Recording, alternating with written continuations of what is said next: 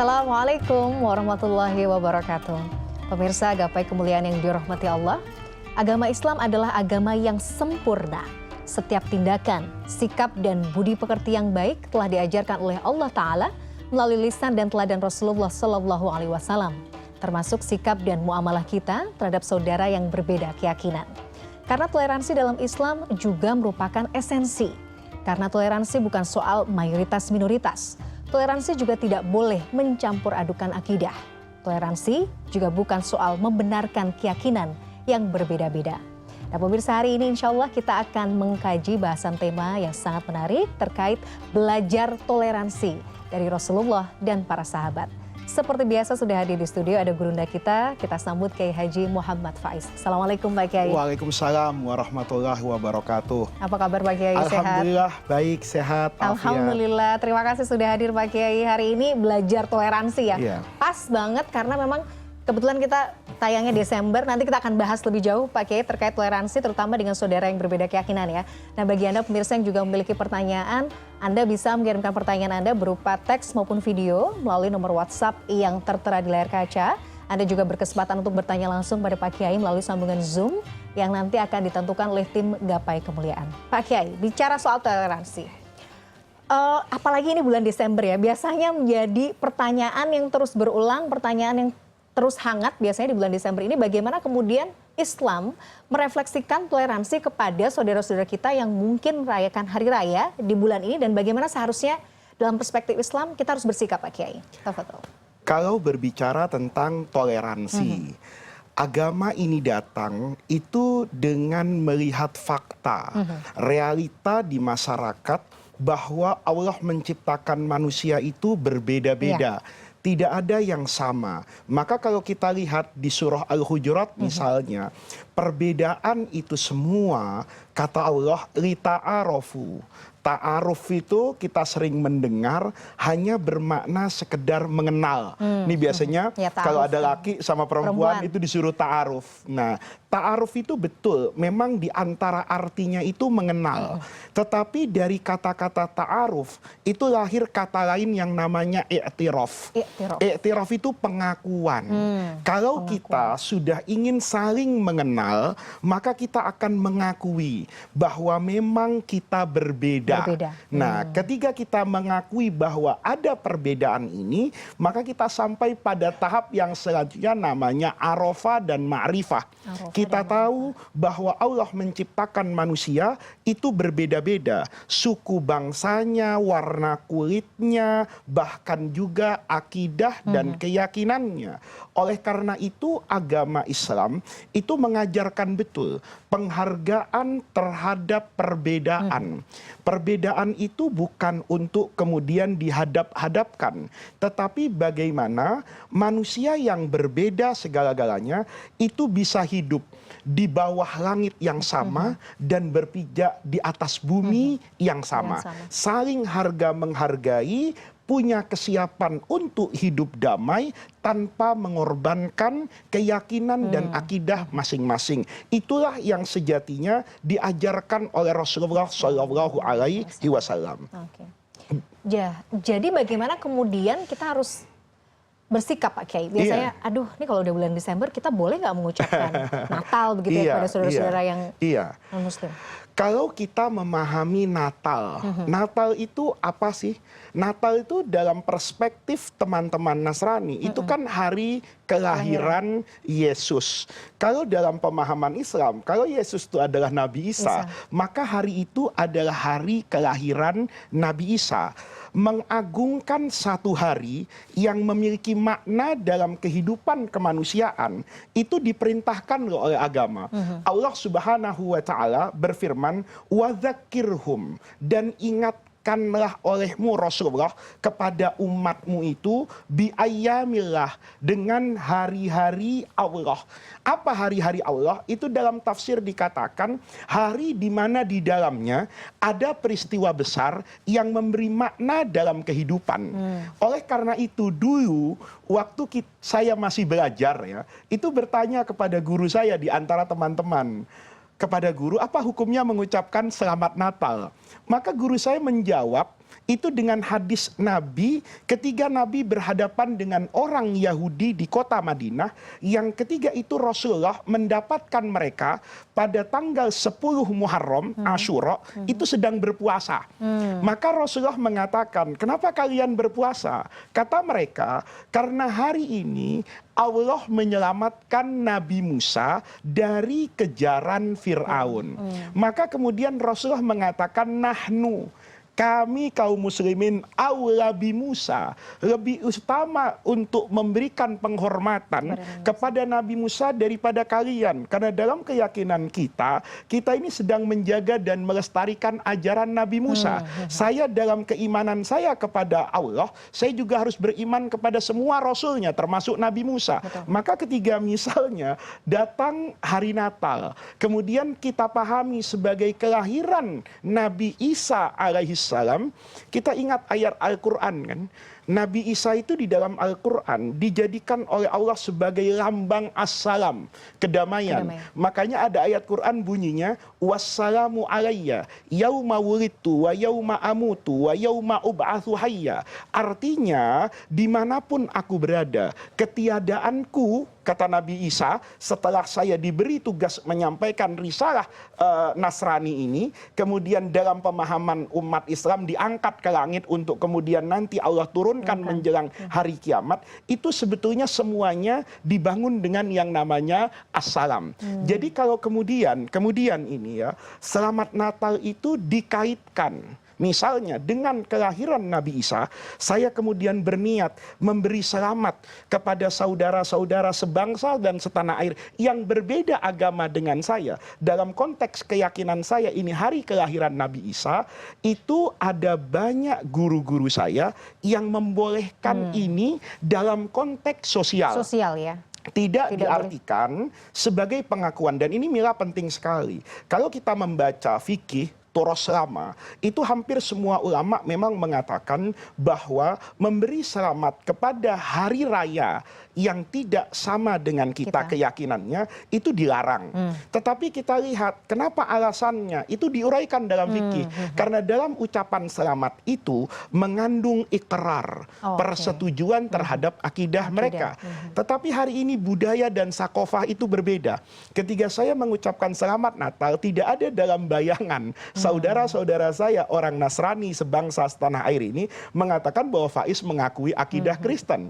Kan begitu. Nah, ini hanya dilakukan dalam konteks sosial. Maka saya perlu ingatkan juga kepada para pemirsa, sepanjang bacaan saya, ya, sepanjang bacaan saya dan sependek pengalaman saya, itu kalau kita lihat pada banyak lembaga fatwa dunia itu memisahkan dua hal yang seringkali dicampur adukkan.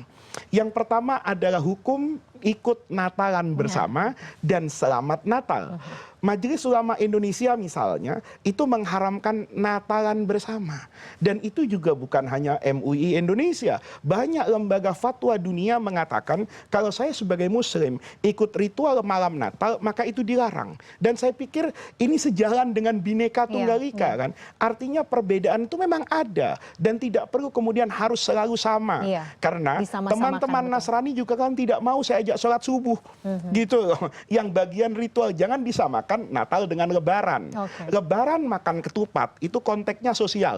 Dan bahkan itu bagian dari tradisi ya. Tetapi ibadah hari rayanya itu sholat Idul Fitri kan. Nah, ketika saya tidak akan memaksakan orang yang berbeda keyakinan untuk ikut sholat Id, maka saya juga tidak perlu untuk merayakan Natal bersama. Tetapi kemudian kalau memberi salam, nih, ya.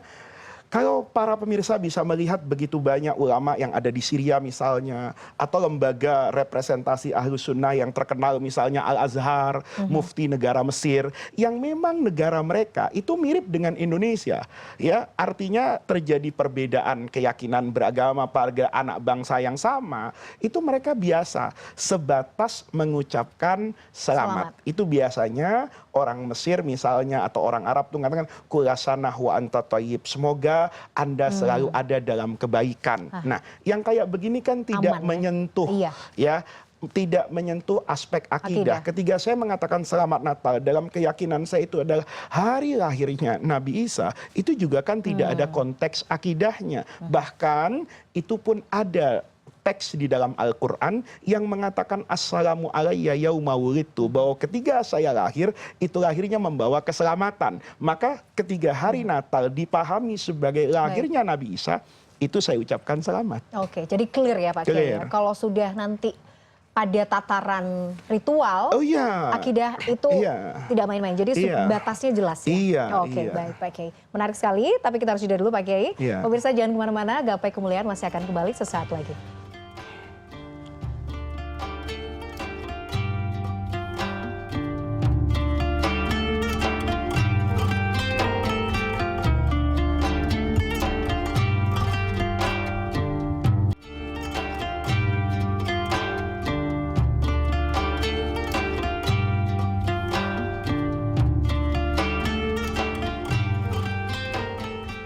Pemirsa, terima kasih Anda masih menyaksikan Gapai Kemuliaan dalam episode Belajar Toleransi dari Rasulullah dan para sahabat. Jadi Pak Kiai tadi clear ya, mudah-mudahan sih tidak ada lagi yang bingung ya. Sebenarnya kalau kemudian kita mengucapkan Selamat Natal tapi intention kita hanya sebatas sosial tadi. Kan kalau kita belajar ilmu fikih misalnya, karena ada kaidah maqasidul lafzi ala niyatil lafidh. Semua kata yang diucapkan itu kalau saya akan menghukumi dan menghakimi maknanya, maka saya akan katakan apa niatan Anda ketika mengucapkan itu. Maka di situ peranan hati itu kuat. Nah, ketika saya mengatakan karena ini kaum Nasrani meyakini hari kelahiran Nabi Isa, saya mau memberi selamat, kan tidak ada yang salah. Sebagaimana dulu Rasulullah itu kemudian berpuasa puasa Asyura karena diberitahu oleh orang Yahudi hari itu diselamatkannya Nabi Musa dari kejaran Firaun, tanpa Rasulullah melakukan cek and recheck, benarkah di tanggal tersebut. Nah gitu loh. Nabi, karena kelahiran orang itu kan sebetulnya tidak penting harinya, tidak penting tanggalnya, tapi makna yang dikandung itu. Jadi di sini sebetulnya para pemirsa, mengucapkan itu kan tidak wajib. Tapi boleh jadi ada orang yang membutuhkan itu. Betul. Saya punya kolega begitu banyak non-muslim. Mereka hidup damai dengan saya, baik, bahkan kadang-kadang support masjid misalnya. Kemudian hari Lebaran dia kirim parcel, kirim sarung sama saya. Dia tentu menunggu kan apa yang akan dilakukan oleh Muhammad Faiz kepada saya. Nah, ketika saya menunjukkan aspek yang dibolehkan oleh agama, mengandung nilai luhur kemanusiaan, berbasis firman Allah misalnya, inna la yanhakumullahu 'anil ladzina lam yuqatilukum wa lam yukhrijukum min diyarikum an tabarruhu wa tuqsitu ilaihim, ayatnya ditutup dengan innallaha yuhibbul muqsitin. Kalau kamu hidup damai dengan orang yang berbeda keyakinannya, tetapi orang itu baik kepada kamu, tidak memusuhi kamu sampai mengusir kamu dari tanah tumpah darahmu, Allah tidak pernah melarang antabarruhum, berbuat baik. Watuk situ, ini proporsional, karena Allah itu yuhibbul muqsitin, adil, yang objektif. Nah, ini yang sedang dilakukan. Jadi ini bukan kewajiban, tapi kalau Anda bertanya kemudian, apakah kemudian bentuk toleransi itu, kemudian saya baca sholawat di gereja, atau azan azan di gereja, itu salah meletakkan gitu. Nah ini yang perlu saya rasa juga saudara-saudara kita Nasrani tidak suka kan, karena itu kan ritual agama pribadi, nggak usah dicampur-campur itu. Bentuknya adalah saya memberikan rasa aman, kedamaian, mempersilahkan, itu lakum dinukum waliyadin. Selesai di situ, undang-undang menjaga semua orang bebas berkeyakinan, semua orang bebas menjalankan syariat agama masing-masing. Nah, ini yang harus dijelaskan gitu. Jadi jangan dicampur adukkan. Jadi kalau misalnya ada contoh-contoh yang sifatnya malah mencampur adukan ritual ya, itu kurang tepat tidak tepat gitu loh. Dan saya rasa bukan itu yang dinamakan toleransi beragama. Jadi sebenarnya toleransi itu ada batasnya. Batasnya jelas ya. Batasnya jelas, tidak mengikuti ritual yang berkait dengan aspek ketuhanan. Kalau saya ikut ritual orang, ada doa, dimunajatkan kepada Tuhan yang berbeda keyakinan dengan saya, berarti kan saya bisa terjerumus kepada jurang kemusyrikan. Tetapi kalau saya sekedar secara sosial nih, tetangga saya bilang, Pak Faiz, kami mau mengadakan kebaktian 25 Desember ini, mungkin nanti ada suara gitar yang terdengar ke rumah Bapak. Nah, ketika saya menggunakan aspek toleransi, silahkan. Bukankah setiap subuh masjid saya juga mendengarkan azan dan terdengar oleh Bapak? Saya juga harus siap. Saya pernah loh ya mengajian di akhir Ramadan di Kampung Sawah di daerah Bekasi, itu ada gereja. Jadi saya tengah-tengah ngaji malam 27 Ramadan, itu loncengnya berbunyi. Saya merasakan betapa indahnya. Saya tidak protes dengan lonceng yang berbunyi karena itu di atas gereja. Dan teman-teman yang ada di gereja itu tidak pernah protes ketika saya mengajar. Hari itu sudah setengah 11 malam di bulan Ramadan. Nah, ini yang namanya keindahan. Hormat menghormati, harga menghargai, sekalipun tetap pada keyakinan bahwa Tuhan saya Allah bukan Tuhan yang diakui oleh mereka, dan mereka juga punya Tuhan yang mereka sembah, dan saya perlu menghargai keyakinan mereka tanpa membenarkan akidahnya. Betul. Jadi itu tadi ya, kembali lagi lakum dinukum waliyadin ya. Iya. Oke. Nah Pak Kiai menarik. Tapi kenapa ya kemudian sekarang ya rasa-rasa, kalau kita lihat bagaimana penjelasan Pak Kiai ini menggambarkan, merefleksikan bahwa Islam ini agama yang sangat toleran sebenarnya. Sangat toleran. Jadi rootnya bagaimana kemudian Rasulullah mencontohkan ini tuh udah. Kalau bisa saya katakan sih memang mbahnya toleran begitu ya. Jadi memang sangat-sangat toleran. Tapi kenapa kemudian sekarang belakangan ini Islam justru terbalik ya. Stereotip Islam tuh menjadi agama yang sangat tidak toleran. Apa sebenarnya yang mungkin salah atau apa yang kurang tepat itu? Islamnya mengajarkan keluhuran. Tapi mungkin orang muslimnya yang belum mau menuntaskan pelajaran mereka di dalam keislaman ini. Kalau kita lihat misalnya di dalam Al-Quran, itu secara implisit tersirat betul. Al-Quran itu mengajarkan persaudaraan kepada semua manusia. Anda ada yang bersaudara seagama, itu namanya ukhuwah Islamiyah. Innamal mu'minuna ikhwatun. Saya dengan Mila ini bersaudara. Bersaudara dari aspek apa? Agama, sama-sama muslim. Tetapi kemudian agama Al-Quran juga secara implisit mengajarkan persaudaraan sesama anak bangsa. Kalaupun saya berbeda agamanya dengan teman saya B, tapi saya bersaudara dengan B sesama bangsa Indonesia. Lihat, semua ayat yang berkaitan dengan Nabi Hud, Nabi Soleh, misalnya kaum Ad, kaum Samud, itu mesti menyebut wa ila adin akhohum. Tetap saudaramu. Padahal kaum Ad itu selalu menentang Nabi yang Allah utus. Tetapi sekalipun mereka berbeda keyakinannya, ini umat yang membangkang kepada nabinya, tetapi agama mengatakan jangan lupakan. Mereka tetap punya tali persaudaraan. Kalau mereka tidak sebangsa dan setanah air, itu mungkin mereka terikat dengan yang namanya saudara sekemanusiaan. Lihat surah Al-Hujurat tadi. Ya ayyuhan nas, semua manusia. Ya, kami ciptakan kalian itu min zakarin wa unsa wa ja'alnakum su'uban wa qabaila lita'arafu. Jadi ini kan semua ajaran itu mengajarkan kesiapan kita kan untuk hidup berdampingan, untuk hidup berjabat tangan dalam keyakinan yang berbeda, harga menghargai, hormat menghormati antar umat beragama. Kalau agamanya nggak bisa didialogkan, karena itu adalah keyakinan. Jangankan agama, makan bubur aja nggak kompak kok. Ada yang diaduk-aduk, ada yang tidak saya tim diaduk Pak. Iya kan nggak perlu toh. Saya paksakan, Mila jangan diaduk, atau Mila memaksa saya, Pak Faiz aduk, nggak bisa. Itu keyakinan orang. Tetapi kalau Anda siap berdampingan, siap berdampingan. Anda tidak siap melihat bubur yang diaduk-aduk, Anda cari kursi lain. Iya kan? Kalau Anda misalnya tidak ingin terdengar bunyi lonceng gereja ke rumah Anda, iya kan? Maka Anda cuma punya dua pilihan. Itu adalah fakta sebagaimana mereka siap mendengar azan saya, ya kan? Maka di situ yang dipentingkan adalah toleransi, kebersamaan, kemudian yang namanya hukum yang terkait dengan kepentingan umum. Nah gitu loh. Jadi kalau nanti ada orang membuat gaduh, itu bukan lagi pada agamanya, tapi ketertiban. Betul. Tapi pada jadi ketertiban ya, bukan masalah agama. Gitu loh. Dan bagaimana orang itu menjaga. Jadi kalau kita bicara dari aspek agamanya, itu luar biasa loh. Misalnya kalau kita pindah ke masa sahabat Nabi, Iya. ya. Sayyidina Umar. Itu Sayyidina Umar itu luar biasa, masuk ke Yerusalem itu tanpa darah yang tertumpah. Ya, bahkan yang menarik, Sayyidina Umar itu kan dia baru kali itu ke tanah suci Yerusalem. Iya, Dia baru ingin pertama bertanya, di mana dulu Nabi Isa itu lahir? Diberitahu, menurut keyakinan kami lahirnya di sini, yang jadi kanisatul kiamah itu dekat dari Masjidil Aqsa. Saya sudah ke sana melihat. Ya, begitu di sana Nabi Isa, Sayyidina Umar tuh melihat, ya, datang waktu azan kan. Dia terdengar azan dari Al-Masjidil Aqsa. Maka dia mau pulang. Saya mau sholat di sana. Lihat, kata pendeta uskup itu, kenapa tidak sholat di gereja saya? Umar bilang tidak.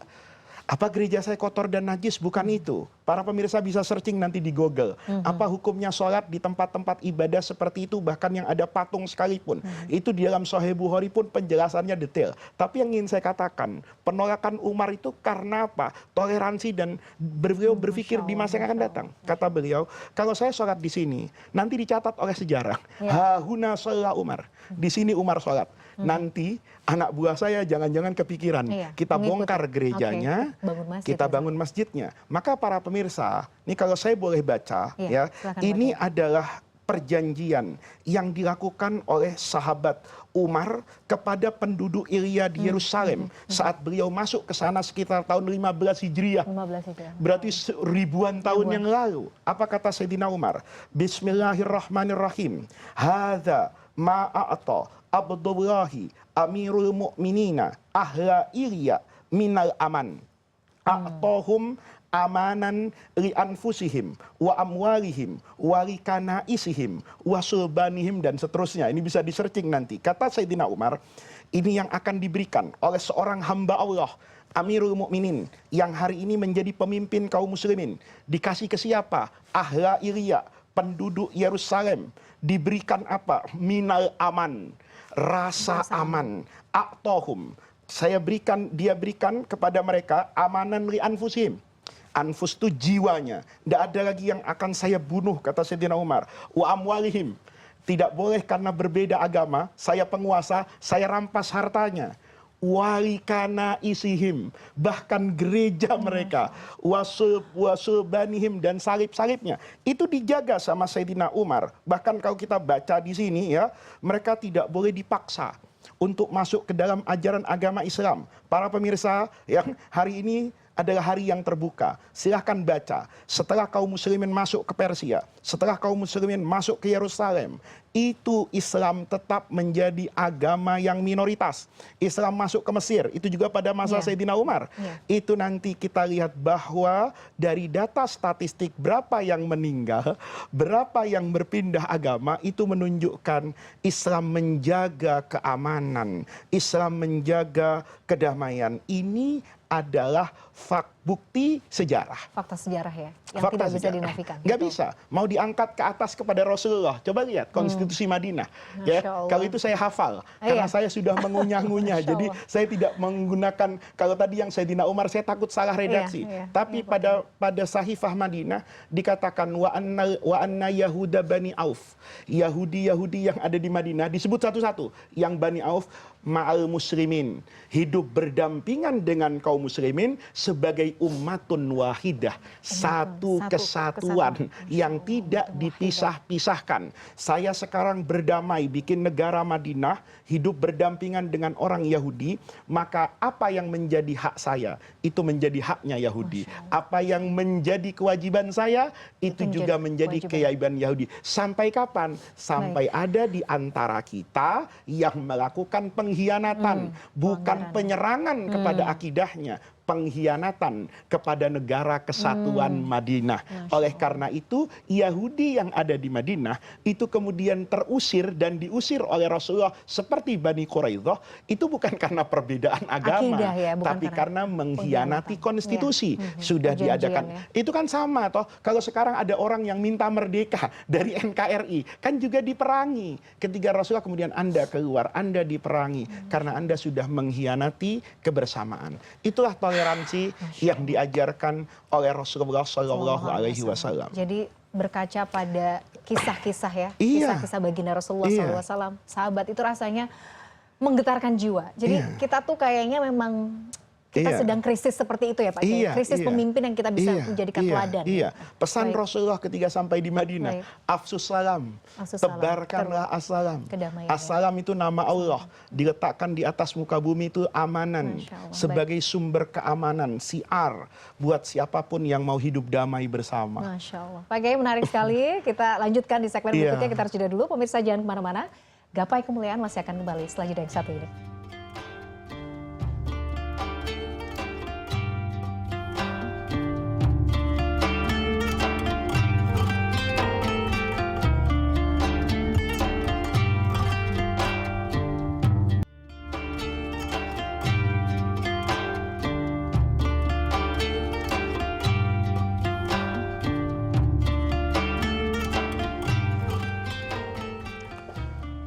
Pemirsa, terima kasih Anda masih menyaksikan Gapai Kemuliaan dalam episode belajar toleransi dari Rasulullah dan para sahabat. Jadi Pak Kiai, kalau kita misalnya masih bermasalah, masih Iya. punya pandangan yang salah dengan toleransi, Iya. berarti kita belum, ngajinya belum cukup, Iya. cari ilmunya belum cukup ya Pak Kiai? Iya.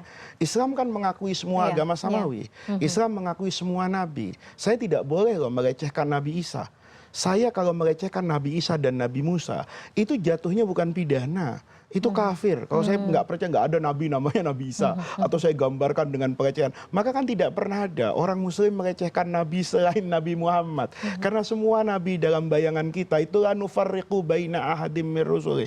Itu kan luar biasa ya pengakuan kita kepada semuanya untuk kemudian hidup bersama damai. Itu yang diminta. Betul. Pak Kiai tadi kan di segmen sebelumnya cerita bagaimana kemudian Al-Quds ya, Iya. justru memang mengalami masa yang paling damai dalam sejarah Iya, itu saat iya. dipimpin oleh kaum muslimin. Dipimpin oleh sahabat Umar, Sahabat dipimpin Umar, nanti iya. oleh Panglima Salahuddin Al-Ayyubi. Al-Ayyubi. Dia masuk ke Yerusalem tanpa ada darah yang Masya Allah. tertumpah, gitu. Nanti para pemirsa bisa lihatlah penguasa di sana itu saling berganti. Lalu seberapa banyak darah yang tertumpah Betul, di tangan selain Islam, dan apakah ada darah yang tertumpah ketika pemimpin Islam yang masuk ke sana. Jadi ini harus diartikan sebagai keinginan kaum muslimin untuk hidup damai. Ada orang yang salah paham juga, kemudian mengatakan begini, Pak, tapi kan masuk ke Yerusalem itu karena mereka bersedia membayar jizyah. Jizyah itu pajak. Nah, ini para pemirsa supaya paham ya. Ketika Sayyidina Umar itu kan panglimanya namanya Abu Ubaidah, Abu Ubaidah. Amir Ibnul Jarrah. Ketika itu memberikan tawaran, sudahlah kita tidak usah perang. Ya, kalian masuk Islam. Kalau kalian tidak mau Islam, bayar jizyah. Nah, Memang seakan-akan aturannya seperti jizyah itu gantinya Islam. Enggak. Karena harus dilihat loh ya. Jizyah itu sebetulnya kebijakan fiskal negara. Iya, Kan iya. hari ini kata Betul, Umar, saya presidennya. Nanti kan saya dipanggil DPR nih, bikin APBN. Iya. Ini sumber pendapatan negara dari mana? Ya dulu kan dari zakat. Dari zakat, Kalau betul. pedagang ada namanya fae, ada khoroj petani misalnya, pajak-pajak ini yang terkait dengan negara. Ini kan dikenakan kepada semua orang. Zakat kepada kaum muslimin. Nah, yang non muslim menjadi warga negara saya, itu Iya. kan harus punya yang namanya kesetiakawanan. Iya. Kalau muslim bayar pajak, maka non muslim itu bayar jizyah. Paham. Tapi lihatnya, jizyah itu tidak dikenakan kepada semua orang. Sementara orang muslim, laki dan perempuan, itu kena bayar jizyah. Iya. Jizyah itu kepada siapa diwajibkan? Kepada laki-laki yang sudah bisa membawa senjata. Seakan-akan ini menjadi anggaran pertahanan negara. Kalau nanti ada orang mengatakan, Pak saya laki, umur 17 tahun Pak, bisa bawa senjata. Tapi saya ini biarawan. Saya ini pendeta, saya ini ada di gereja, saya ini ada di tempat ibadah Yahudi, tidak ikut kegiatan-kegiatan apapun. Maka kata Sayyidina Umar, ya nggak usah bayar jizyah. Kenapa? Kamu memang tidak wajib untuk bela negara karena tempatmu itu adalah mendidik rohani umatmu. Maka salah kalau dikatakan bahwa jizyah itu sebagai ganti ketidakberimanan. Enggak. Bukan. Ini adalah sistem Bentuk fiskal negara. kesetiakawanan Gitu loh. Jadi itu pun tidak diambil semuanya. Maka akan terlihat nanti ketika kaum muslimin itu menguasai Afrika Utara. Ada negeri yang sangat jauh, tentara kita kurang untuk menjaga negeri itu. Dikirimkan, Kurang, maka kemudian kata Sayyidina Umar, mereka tidak lagi wajib bayar jizyah. Kenapa? Karena saya tidak lagi bisa memberi jaminan keamanan dan kesejahteraan. Lihat, itu yang harus dipahami. Jadi Kita ini tidak perlulah ya ribut kemudian selamat Natal bagaimana. Kita ikuti saja orang yang meyakini bahwa itu haram tidak perlu mengucapkan karena keyakinannya. Orang yang merasa perlu untuk memberikan selamat tersebut dengan dasar sosial tadi itu seperti yang dijelaskan oleh para ulama di Al-Azhar, oleh para mufti negara Mesir misalnya, oleh begitu banyak ulama yang ada di Syria misalnya, menggunakan analogi dalil yang cukup, ya dia mengucapkan pada batasannya. Tapi yang paling diingat, tidak boleh ikut ritual bersama, memasuki tempat ibadah orang lain, melakukan kegiatan yang bersifat ritual yang berbeda keyakinan dengan kita. Jelas ya. Jelas. Jadi kalau ada kemudian itu tadi ya baca Al-Quran dalam gereja gitu ya, terus kemudian ya azan baca ya Quran di rumahnya lah, itu lebih bagus ya. Gitu Biarkan orang Nasrani menyebarkan Injilnya di dalam gereja, menyampaikan kebaikan-kebaikan yang dalam keyakinan mereka. Itu biarkan, ngapain juga saya harus di sana. Banyak orang Islam yang masih belum bisa baca Quran kok. Kenapa nggak ajarkan Quran di musola-musola gitu. Nah, sekarang kan karena mungkin ya kondisinya kalau di Indonesia kan ada undang-undang ITE Pak Kiai. Dan banyak sekali kemudian yang akhirnya terjerat undang-undang ini karena masalah misalnya penistaan agama. Walaupun sebenarnya kalau kita lihat ya, konteksnya tuh ada macam-macam. Misalnya beberapa waktu yang lalu mungkin ada seorang ustadz yang kemudian memberikan tausiah di dalam masjid. Tapi akhirnya itu kemudian dipenggal videonya, disebarluaskan dan akhirnya orang salah memaknai. Sebetulnya Mila ya, di negeri ini kan banyak sekali aturan yang sudah baik dan baku ya. Misalnya dalam pokok-pokok toleransi antar umat beragama ada rambu-rambunya. Yang pertama misalnya tidak boleh tersinggung kepada ajaran agama orang lain selama ajaran agama itu memang bersumber dari kitab sucinya. Kalau apa yang ada di Quran disampaikan oleh orang Muslim kepada orang Muslim, yaitu kaum Nasrani jangan tersinggung. Saya juga tidak pernah tersinggung terkait akidah saya disampaikan oleh orang Hindu seperti apa gambaran tentang Tuhan dan ketuhanan. Karena itu adalah ajaran mereka. Itu yang namanya lakum dinukum waliyadin. Yang dulu dikritik oleh Al-Quran. Lakum dinukum itu kan karena ingin ibadah itu toleran sehari Muslim, sehari non-Muslim. Kan itu yang menjadi tidak benar. Itu yang pertama. Yang kedua, kan tidak perlu menanamkan agama kepada orang yang sudah beragama. Saya tidak perlu menyebarkan Islam kepada orang non-Muslim. Kalau ada orang non-Muslim yang dengan kemauannya sendiri mendengarkan dakwah Islam, dia tergerak untuk mempelajari Islam, maka saya juga punya kewajiban kan untuk mengajarkan itu. Sama dengan sains kan, itu juga tidak boleh pada aksi yang berbeda saya tersinggung. Kalau ada orang misalnya dengan dirinya sendiri tertarik kepada agama non-Islam, kemudian dia belajar mempelajari dan dengan keyakinan dirinya, dia kemudian memeluk agama lain, itu kan saya tidak boleh melakukan intervensi apapun di negeri ini.